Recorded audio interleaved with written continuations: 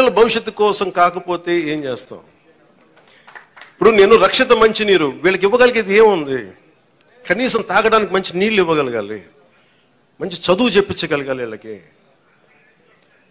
ఏం చేయగలం? వీళ్ళకి కనీసం వాళ్ళకి వాళ్ళ అవసరాలకు కానీ, వాళ్ళు చదువుకోవడానికి కానీ, హాస్పిటల్స్ కానీ, వైద్యం ఏదైనా ఇబ్బంది వస్తే హాస్పిటల్స్ కానీ, చదువుకోవడానికి బడి కానీ.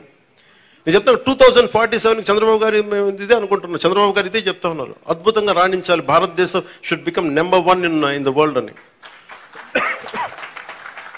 మోడీ గారి కోరిక అదే. ఆ కోరిక నిజం నెరవేర్చాలంటే మనం ఈ తరం కోసం పనిచేయాలి. వీళ్ళ నేను ఓట్ల కోసం ఇక్కడ తీసుకురాలా, వీళ్ళ గుండెలు చేసి చెప్తున్నా, వీళ్ళకి భరోసా ఇవ్వడానికి వచ్చాను. మేము ఉన్నాం. నా బిడ్డల కోసం నేను ఎంత తపన పడుతున్నా నాకు తెలియదు, కానీ అందరూ నా బిడ్డలే అనిపిస్తారు నాకు. ఈ బిడ్డల కోసం నాకు అనిపిస్తుంది.